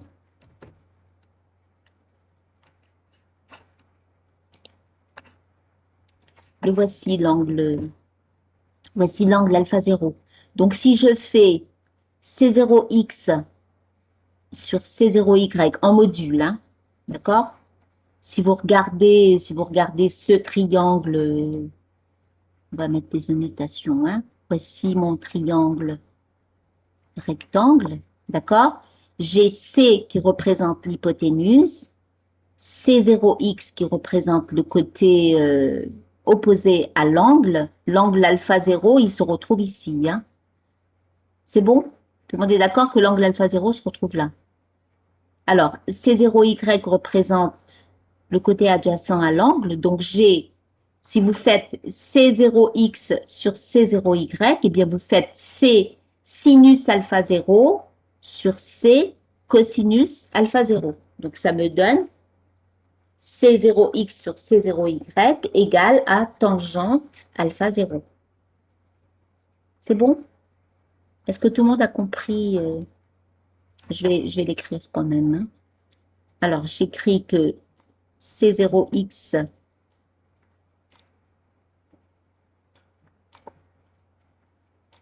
eh oui. Alors, je ne mets pas les modules et les flèches, ça nous fera gagner du temps, hein. C0x sur C0y égale à C sinus alpha 0 sur C cosinus alpha 0. C'est bon? Puisque Cx, c'est le côté qui est en face de l'angle et C0y, c'est le côté qui est adjacent à l'angle. D'accord? Donc, C sinus alpha 0 sur C cosinus alpha 0. Je simplifie le C. Sinus sur cosinus, c'est tangente. D'accord? Donc, mu S. Alors, je reviens à ma formule du coefficient de frottement statique. Alors, mu S, c'est le rapport des deux composantes, qui est aussi la tangente de l'angle alpha 0, à la rupture de l'équilibre. Ça va, c'est clair? Alors, coefficient de frottement statique, parce que pour le moment, on est encore à la limite de l'équilibre. On n'a pas encore commencé à voir la boîte glisser. OK. Alors, on continue. On va voir maintenant la situation. Comment?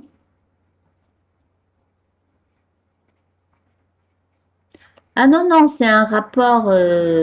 Ça ne peut pas être un rapport en vecteur. Ça ne veut rien dire, un rapport de vecteur, hein, Yamina. C'est le rapport. Vous voyez bien que c'est des modules. Mu S, c'est le module de C0x sur le module de C0y. Alors, l'expérience 5, eh bien, ça va être d'aller au-delà de la dernière situation d'équilibre. C'est-à-dire qu'on augmente alpha 0 d'une toute petite quantité, on va l'appeler epsilon, c'est-à-dire qu'on va prendre un angle alpha égal à alpha 0 plus epsilon. Une très très petite valeur au-delà, au-dessus de alpha 0, eh bien, dès que vous dépassez alpha 0, même si c'est d'un tout petit epsilon, la boîte va commencer à glisser. Donc, elle passe d'une vitesse nulle, elle était immobile et elle va commencer à glisser vers le bas. Donc, ça veut dire qu'elle va avoir une accélération. Si vous avez une vitesse qui change, c'est que vous avez une accélération. Et l'accélération va être vers le bas et parallèle au plan. Alors, parallèle au plan parce que la boîte ne décolle pas, du plan, hein. Elle va glisser le long du plan. Donc, ça veut dire que l'accélération est forcément parallèle au plan. Alors, on est donc dans une nouvelle situation qui est une situation de mouvement. Et on va écrire la relation fondamentale de la dynamique. Donc, P plus C égale N1. Et on va décomposer, comme tout à l'heure, on va décomposer suivant un axe OX et un axe OY. Alors, l'axe OX est parallèle au plan et l'axe OY est perpendiculaire au plan. D'accord? Donc, je vais avoir une relation entre les composantes parallèles au plan. Donc, Px plus Cx égale M1 puisque A est parallèle au plan. Et je vais avoir Py plus Cy égale à 0 puisqu'il n'y a pas d'accélération perpendiculaire au plan. C'est bon? Vous voulez que je reprenne l'expérience 3?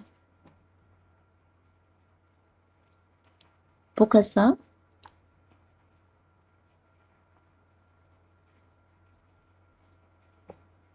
Bah, je l'ai reprise, hein. Je l'ai reprise, l'expérience 3. J'ai changé de face. La boîte était posée sur sa plus grande face et je l'ai posée sur sa plus petite face. C'est un, imaginez une boîte de sucre en morceaux. D'accord? Vous la posez sur sa partie la plus grande, sur sa face la plus grande, et vous refaites l'expérience en la posant sur sa face la plus petite. Ah, c'était l'expérience 4 que vous n'avez pas compris. D'accord. Ok, d'accord. Donc l'expérience 4, elle consistait à changer la nature des surfaces en contact. D'accord? Bah, je vais refaire un dessin. D'accord? J'ai, alors, une table en bois. D'accord? C'est bon? J'ai posé ma boîte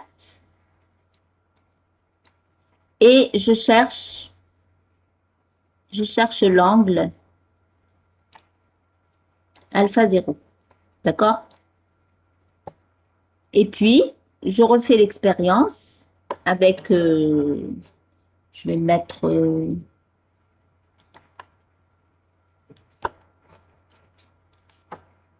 bon. Alors, je vais mettre sur le bois, je vais mettre du papier. D'accord?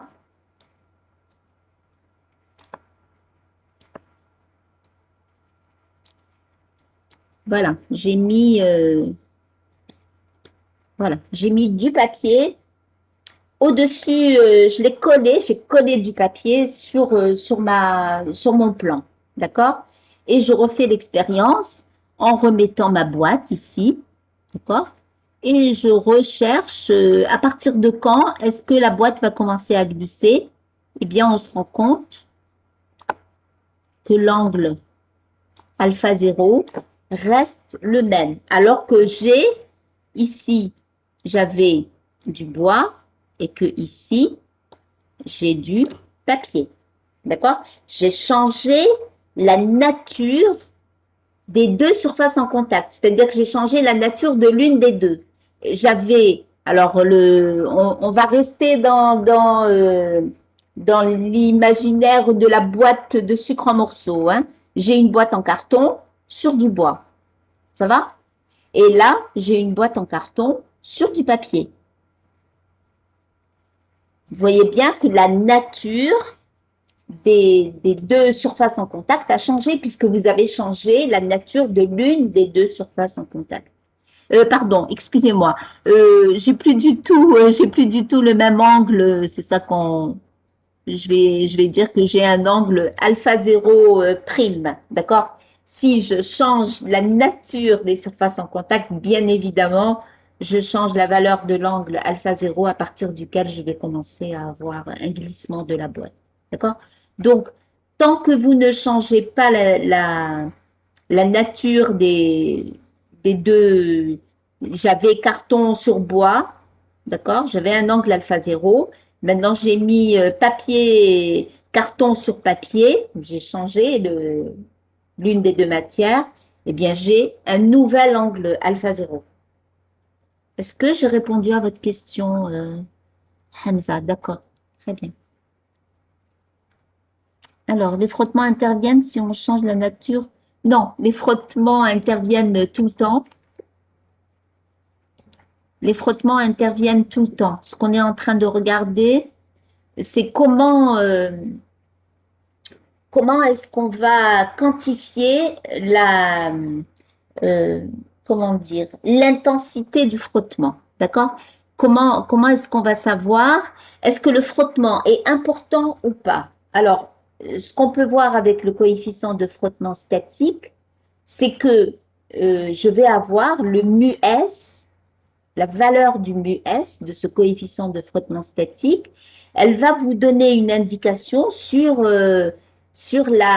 l'intensité du frottement qu'il va y avoir entre les deux surfaces. D'accord? Plus le coefficient de frottement va être grand et plus le frottement est important. D'accord? Mais le frottement est toujours là.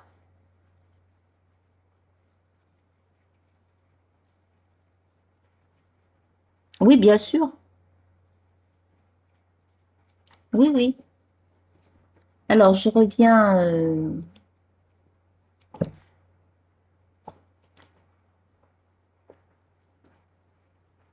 Alors, dans notre MUS qui est défini à la rupture de l'équilibre, notre MUS qui est lié à ce fameux angle alpha 0 qu'il va y avoir entre la force de contact et la composante normale, ou entre le plan horizontal et le plan sur lequel va pouvoir rester en équilibre notre objet, eh bien, ce mu-s est défini à la rupture de l'équilibre. Et ce mu-s, eh bien, il va nous donner une indication sur la, la capacité à avoir des frottements entre les deux surfaces.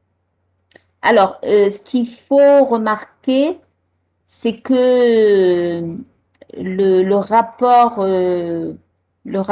C0x sur C0y sera toujours inférieur à 1. D'accord? Parce que notre angle d'inclinaison, il ne pourra jamais dépasser pi sur 2. D'accord? Donc forcément, notre mu-s, il sera toujours inférieur à 1. Alors, je reviens. C'est bon, je peux revenir à notre expérience 5 où on a un début de glissement. Ça va? Alors, ok, j'écris la relation fondamentale de la dynamique à partir du moment où j'ai une accélération, c'est P plus C égale ma. Et j'ai décomposé suivant un axe parallèle au plan incliné et un axe perpendiculaire au plan incliné. Alors, qu'est-ce qu'on a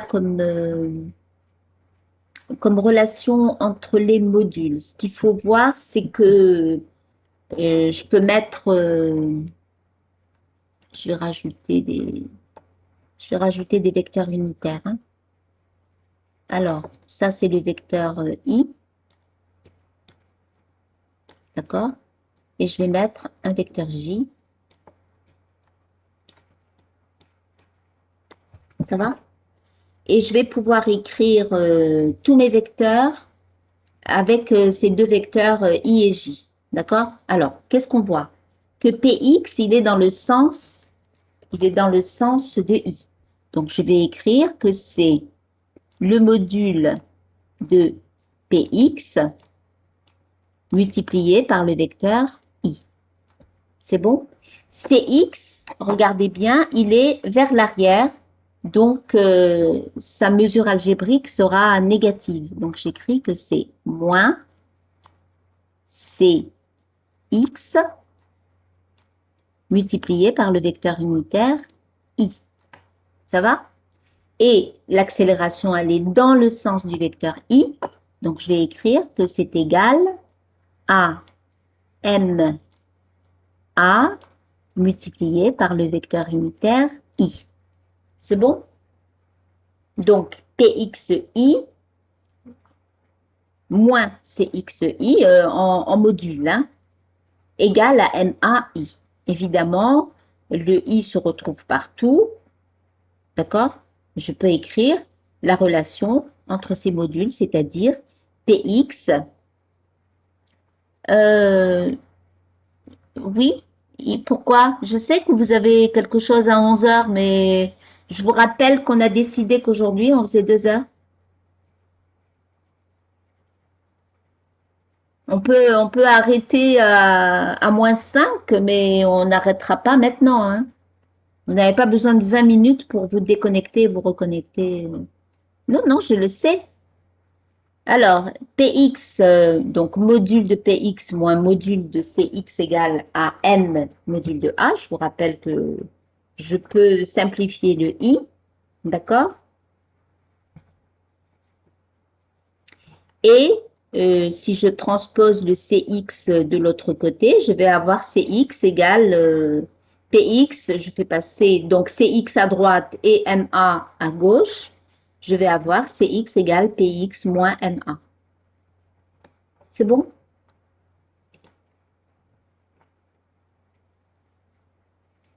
Ok. Alors, qu'est-ce que c'est que Px? Px, c'est celui-là, d'accord? Mon angle alpha 0 plus epsilon se retrouve ici, d'accord? Puisque j'ai ce côté qui est perpendiculaire à celui-là, c'est bon? Et ce côté qui est, alors, ce côté qui est perpendiculaire à celui-là. C'est bon? Donc, j'ai bien mon angle alpha, excusez-moi, mon angle alpha 0 plus epsilon se retrouve ici. D'accord? J'ai ce côté perpendiculaire à celui-là et ce côté perpendiculaire à celui-là. C'est clair?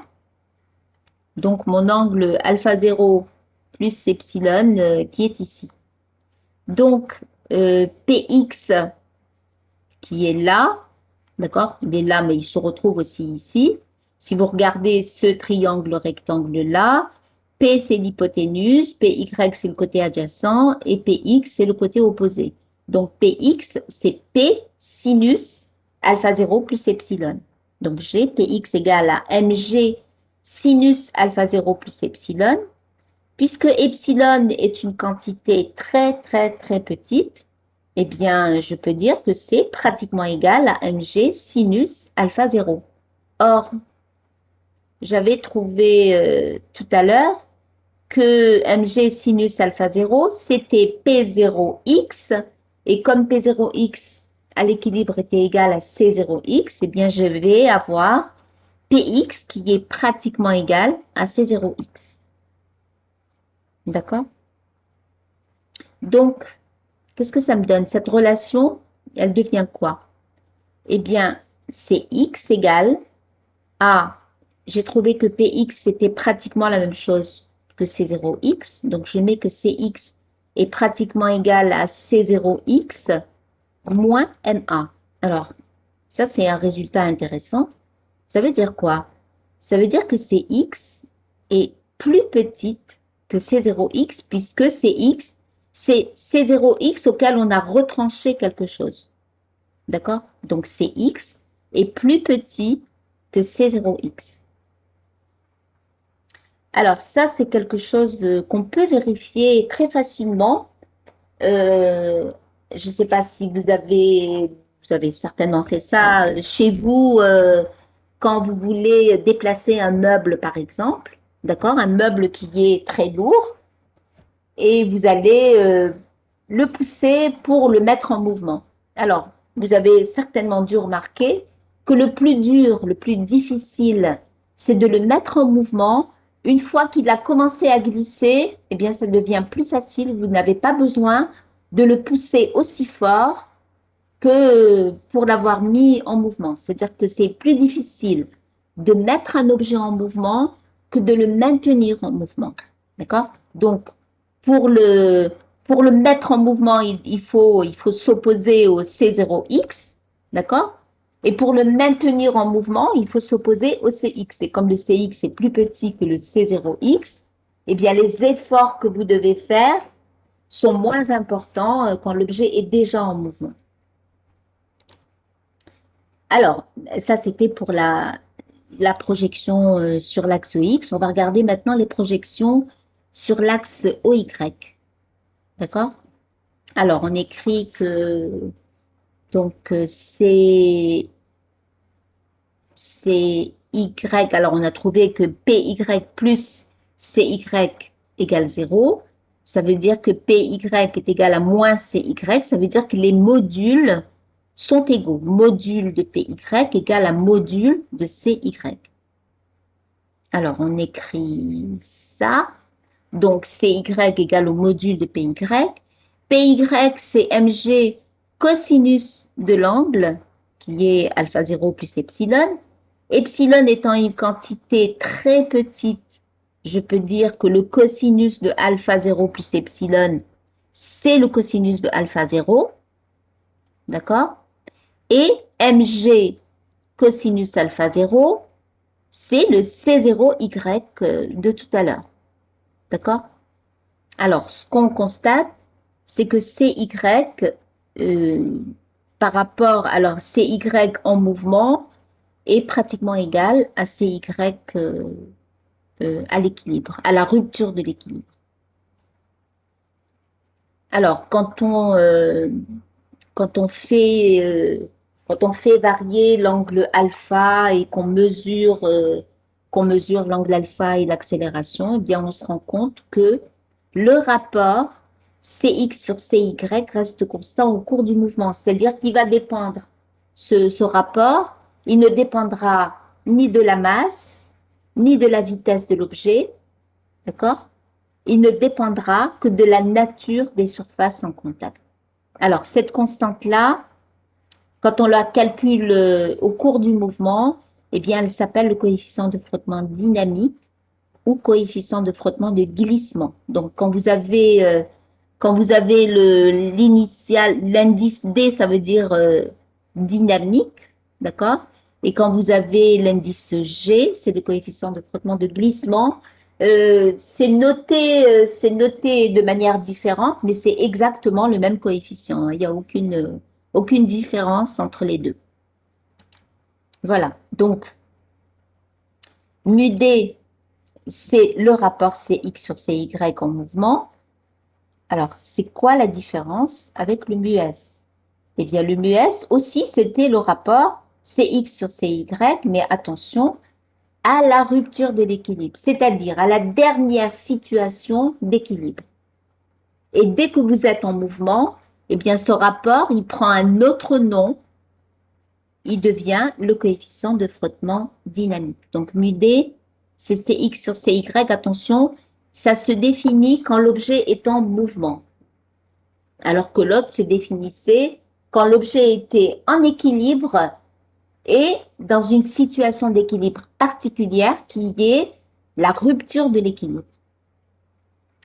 Alors, maintenant, vous remarquez l'angle qu'il y a entre CX, pardon, entre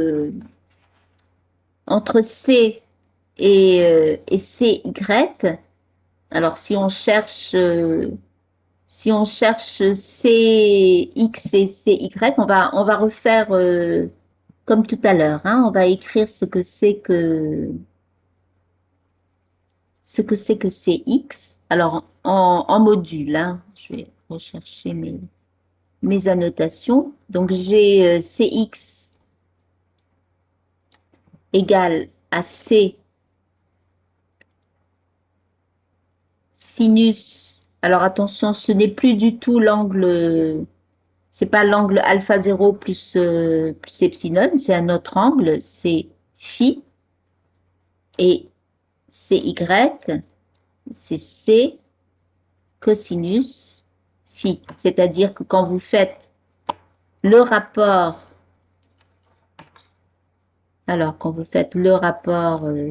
CX sur CY, eh bien, vous allez avoir C sinus phi sur C cosinus phi. C'est-à-dire la tangente, le C s'en va, il va vous rester la tangente de l'angle phi. Alors, faites bien attention à une chose, c'est que la force de contact n'est plus dans la même direction que le poids, d'accord? Donc, l'angle ici, ce n'est plus, comme tout à l'heure, l'angle alpha 0 plus epsilon. Ici, vous avez un nouvel angle qu'on va appeler phi, et le coefficient de frottement dynamique, eh bien, ça sera la tangente de l'angle phi. Alors, les propriétés de ce coefficient de frottement et de comment se comporte comment vont se comporter les composantes de la force de contact, eh bien, les expériences montrent que mu D est toujours plus petit que mu S. D'accord? Alors, je vous rappelle que mu S, c'est C0X sur C0Y et que mu D, c'est CX sur CY. Or, on a vu tout à l'heure que CX était toujours plus petit que C0X et que CY est pratiquement égal à C0Y. Donc, quand vous faites CX sur CY, d'accord, ce sera toujours plus petit que C0X sur C0Y. C'est bon? Donc, le mu D, au grand maximum, il sera égal à mu S, mais il ne peut pas être supérieur à mu S. Donc, ça c'est un bon moyen de vérifier vos calculs. Si on vous demande de calculer un coefficient de frottement dynamique et que vous trouvez qu'il est plus grand que le coefficient de frottement statique, c'est que vous vous êtes trompé quelque part. Alors, la deuxième observation qu'on fait, c'est que mu D est indépendant de la masse et de la vitesse de l'objet. D'accord? Alors, mu D est indépendant des superficies des surfaces en contact et ne dépend que de la nature des surfaces en contact. C'est-à-dire que on fait les mêmes observations que tout à l'heure quand on cherchait l'angle alpha 0 pour lequel on avait la limite de l'équilibre. Je vous rappelle que la tangente de alpha 0 nous donnait le mu S. Donc, le mu S, par l'intermédiaire de l'angle alpha 0, il ne dépendait ni de la masse, ni de la taille des surfaces en contact. Il ne dépendait que de la nature des surfaces en contact. Et bien ici, le mu D, il ne dépend pas de la taille des surfaces en contact. Il ne dépend que de la nature des surfaces en contact. Alors, il ne dépend pas non plus ni de la masse, ni de la vitesse de l'objet. C'est bon? Vous avez besoin que je détaille ou si vous avez bien compris ce qu'on a vu pour le frottement statique, ça va, d'accord. Alors, les remarques maintenant. Les remarques, c'est que si les frottements sont négligeables, eh bien, les coefficients de frottement sont tous les deux nuls. Alors, en statique, on va avoir mu S égale 0. Je vous rappelle que mu S, c'est C0X sur C0Y. Si mu S égale 0, ça veut dire que le numérateur dans mon rapport est égal à 0. Ça veut dire que C0X égale 0. Eh bien, ça veut dire que C est perpendiculaire au plan. D'accord? C'est votre fameux R que vous avez vu au lycée. D'accord? En dynamique, si on vous dit que les frottements sont négligeables, eh bien, ça veut dire que mu D égale 0. Ça veut dire que Cx égale 0, puisque mu D, c'est Cx sur Cy. Donc, c'est module de Cx égale 0. Eh bien, ça veut dire que C est perpendiculaire au plan. C'est bon? Donc, voici la situation si les frottements sont négligeables.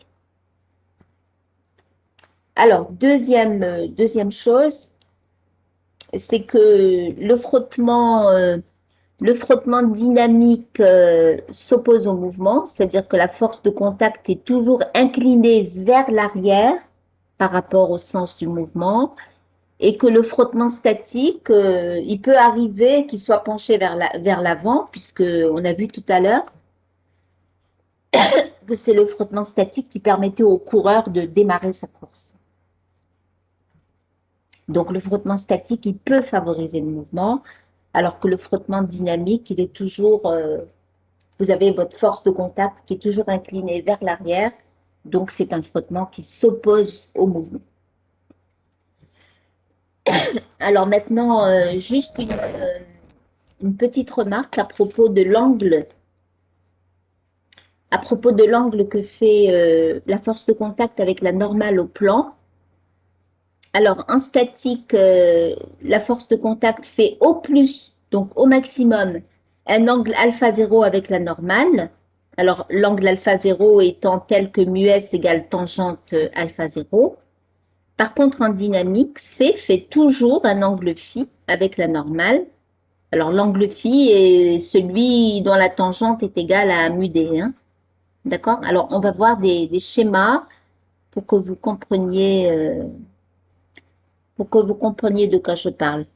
Alors, je vais prendre ma boîte en équilibre sur un plan horizontal. Cette fois, au lieu de pencher notre plan, on va rajouter une force qui va faire en sorte que l'objet va se mettre en mouvement sur le plan horizontal.